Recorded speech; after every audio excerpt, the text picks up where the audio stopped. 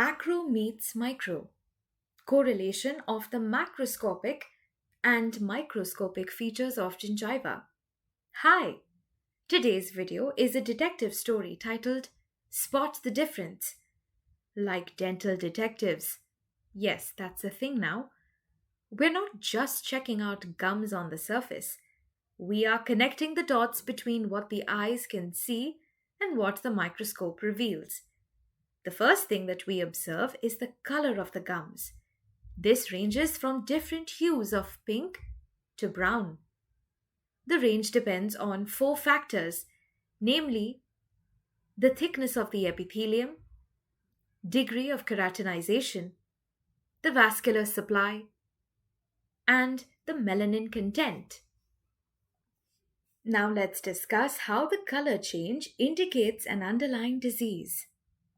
The gingiva's color changes are associated with inflammation and can range from red to bluish red. Red is due to the increase in blood vessels and decreased keratinization in the infected site. Bluish red indicates venous stasis and anoxemia. At times, localization of color changes can help in the diagnosis of the condition.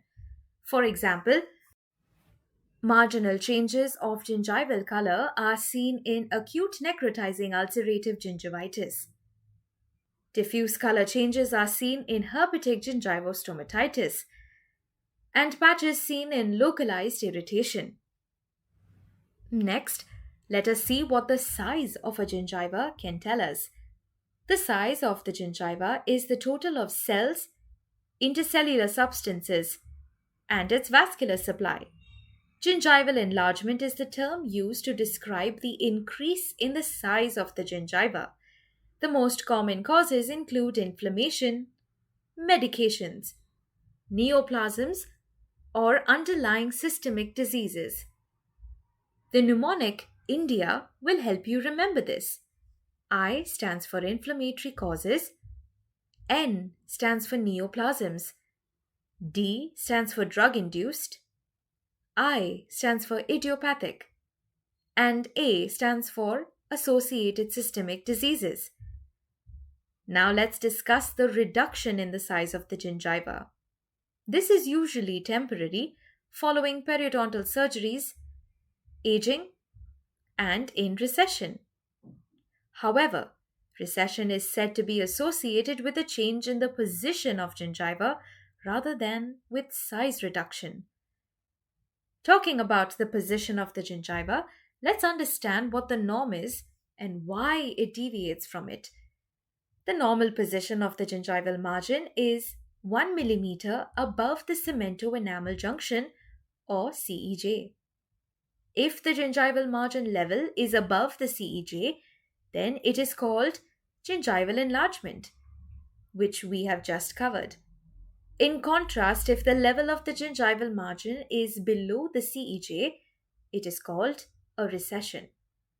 The common causes include improper brushing, malaligned teeth, high frenum attachment, and overhanging restorations.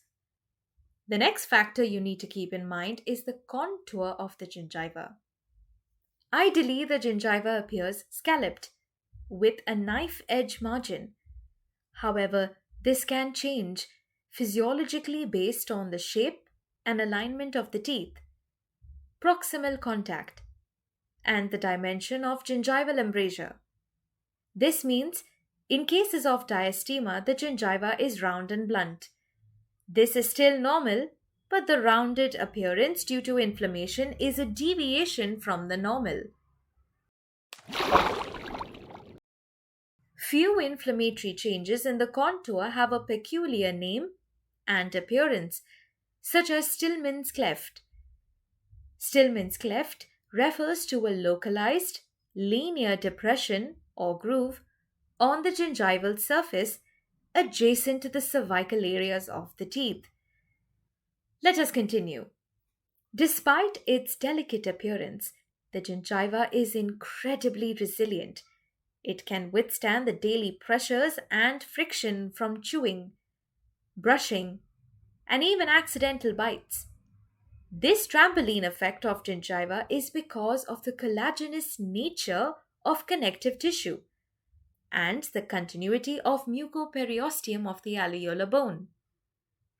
Inflammation paints a telltale picture of your gums. They swell up, become soft and edematous. In contrast, drug induced enlargement causes a firm, fibrous texture. Now let us discuss the last segment, the surface texture of the gingiva. Have you ever felt the skin of a plump orange? It is adorned with tiny bumps and dips. That's not just a cosmetic feature, it's a sign of health. Like the orange peel texture, healthy gums have a bumpy surface called stippling. This isn't random. It is created by microscopic projections from the underlying connective tissue, like tiny handshakes between the two layers. Remember how we discussed retipegs? These are projections of the outer layer of the gum made of stratified squamous epithelium that fit snugly into the dips between the connective tissue bumps. Stippling provides more surface area, allowing the gums to better grip and adapt to the pressure of chewing. It also strengthens the gums, making them more resistant to wear and tear. Pop quiz.